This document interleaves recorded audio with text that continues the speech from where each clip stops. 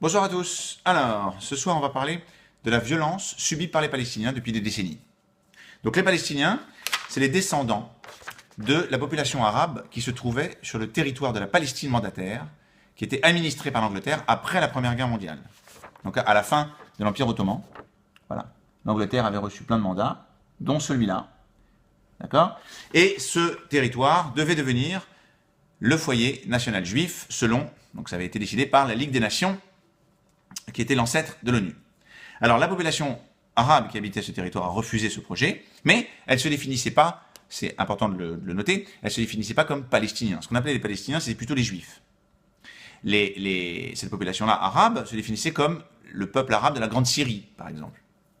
Mais je ferai... Alors, pourquoi et comment le terme palestinien est passé à définir des Juifs et maintenant définit des Arabes, j'en ferai une vidéo particulière, et à cette occasion, on passera du côté de l'Union soviétique et du Kremlin.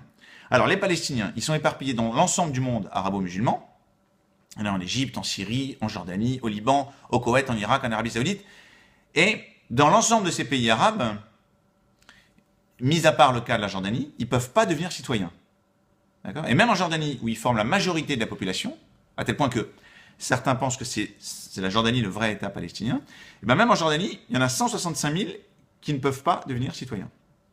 Et donc ils bénéficient d'aucun service gouvernemental. La Jordanie encore a fait une loi en 2012 qui limite le nombre de parlementaires palestiniens à 10%, je crois. Si on passe au Liban maintenant, vous savez qu'au Liban, il y a certaines catégories professionnelles, de métiers, pardon, qui leur sont interdites complètement aux Palestiniens. Donc physiciens, avocats, journalistes. Alors, les réfugiés. Alors les réfugiés palestiniens, ils vivent dans des conditions déplorables depuis des décennies. Ils sont maintenus dans des conditions par les pays arabes à dessein. D'accord ? Dans des conditions déplorables. Et dans le conflit récent syrien, il y a un certain nombre de réfugiés qui sont arrivés en Jordanie. Les Jordaniens les mettent dans des camps spéciaux, à part des autres. Ils sont complètement à part des autres réfugiés. Et ils en ont même renvoyé énormément. D'accord ? En Égypte, c'est encore mieux. Quand ils arrivent, les réfugiés palestiniens, on les fout en tôle. Donc là, au moins, c'est clair.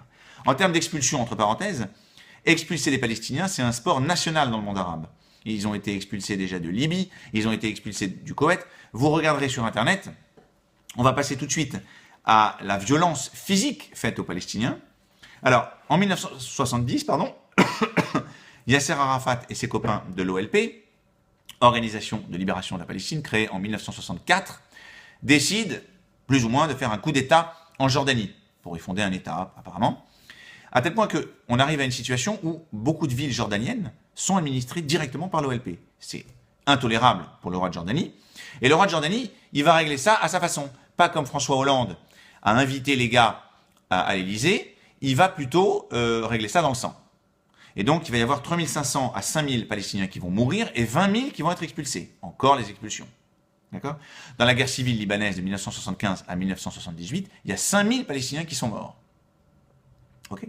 Et plus récemment encore, le camp de réfugiés palestiniens de Yarmouk, à côté de Damas, a été bombardé par l'armée syrienne. Il y a des douzaines de Palestiniens qui sont morts et des milliers qui ont dû fuir. Évidemment, la Ligue arabe ou l'organisation islamique ne s'est pas réunie pour décider de ce problème. D'accord ? Apparemment, ils avaient d'autres priorités. Mais pourquoi tout ça ? Comment expliquer ça ? C'est ça qui est intéressant. Pourquoi ces violences faites aux Palestiniens ? Alors, la première raison, c'est Arafat. J'en ai parlé brièvement. Arafat, donc, qui dirigeait l'OLP. Si vous voulez, l'OLP est une création soviétique et arabe, destinée à causer un maximum de pertes à Israël. Faire une guerre de basse intensité. Quand Yasser Arafat et ses copains passaient des après-midi récréatives à tuer des hommes, des femmes et des enfants israéliens, enfin juifs, les États arabes, ça leur convenait parfaitement. Ça rentrait dans leur agenda. Mais quand Yasser Arafat a commencé à s'immiscer dans les affaires intérieures arabes, des États arabes, donc la Jordanie par exemple, ou le Liban, alors là par contre, il dépassait une ligne rouge. Donc en Jordanie, après Septembre Noir, il s'est fait expulser, d'accord ? Il est arrivé au Liban, il a refait la même chose. Ils se sont installés au sud du Liban, ils ont harassé les Israéliens au nord, mais à la fin ça s'est terminé de la même façon, il s'est fait expulser. Et, petite parenthèse, en 1993, les Israéliens n'ont rien trouvé de mieux à faire que de faire la paix avec ce personnage, Yasser Arafat, causant donc des années de terrorisme et de malheur, si vous voulez. Ok ? Donc, je ferme la parenthèse. Alors maintenant, on va mettre Arafat de côté. Les autres raisons, elles sont fondamentales, et là on va faire un peu de psychologie politique. Les États arabes et leur population méprisent les Palestiniens pour plusieurs raisons. La première, c'est que vous savez qu'en 1948, les États arabes, dans leur majorité, ont attaqué l'État juif pour le détruire. L'État juif naissant. Ils ont perdu la guerre. Et bien, dans leur représentation mentale, ils accusent ces Palestiniens, cette population qui se trouvait dans ce territoire mandataire, d'avoir perdu la guerre, de ne pas avoir été courageux, de ne pas avoir été unis. Ensuite, on monte d'un cran, on les accuse d'avoir contribué à l'essor de l'État juif. Et c'est une réalité. Les Palestiniens ont construit littéralement l'État juif, en construisant des villes, des infrastructures. Aussi, dans le même ordre d'idées, on les accuse d'avoir bénéficié des retombées économiques de l'État juif. D'accord ?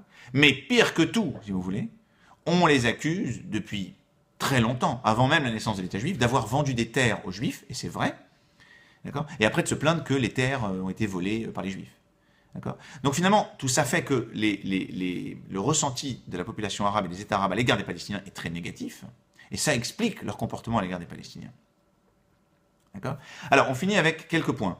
Le premier, c'est que, je vais vous faire une devinette, quel est le point commun de tous ces ressentis, de tous ces reproches que font les Arabes aux Palestiniens ? Quel est le point commun ? Vous l'avez deviné, le point commun, c'est les Juifs. Vous avez construit l'État juif, vous avez bénéficié de l'État juif, vous vous contentez très bien de cette, soi-disant, occupation juive, voilà, d'accord ? Vous avez perdu la guerre contre les Juifs, vous n'avez pas réussi à détruire l'État juif, bref. Donc en fait, quand les experts autoproclamés définissent ce conflit comme un conflit israélo-palestinien, ils tombent à côté de la plaque, complètement. Parce qu'en fait, on le voit, c'est un conflit judéo-arabo-musulman. C'est la cause principale pour moi, ou une des causes principales de ce conflit, c'est le refus du monde arabo-musulman d'accepter l'État juif. D'accord ? Si vous croisez un militant pro-palestinien ou anti-israélien, c'est pareil, et que vous prenez un café avec lui, pourquoi pas ? Demandez-lui pourquoi il ne va pas manifester avec ses copains, entre Place de la République et de la Nation, pour ces Palestiniens qui sont victimes depuis des décennies des États arabes. Et pour finir, si vous entendez un discours dans les prochains jours, dans les prochains mois, un discours d'un État arabe ou d'un dirigeant arabe ou de la Ligue arabe qui professe leur soutien au peuple palestinien, leur union avec le peuple palestinien, comprenez, écoutez autre chose en fait. Écoutez Israël. D'accord ? Israël en arabe, ça veut dire Israël. Parce que c'est ça en fait qu'il faut comprendre. Les Palestiniens ne sont qu'un levier pour les États arabes pour saper l'État d'Israël, pour l'abîmer, pour l'accuser, pour abîmer son image internationale. Mais le sort des Palestiniens, ils s'en soucient comme de leur première chaussette. C'est ça qu'il faut comprendre. Voilà mes amis, je vous retrouve très bientôt j'espère pour une autre vidéo. Bye bye.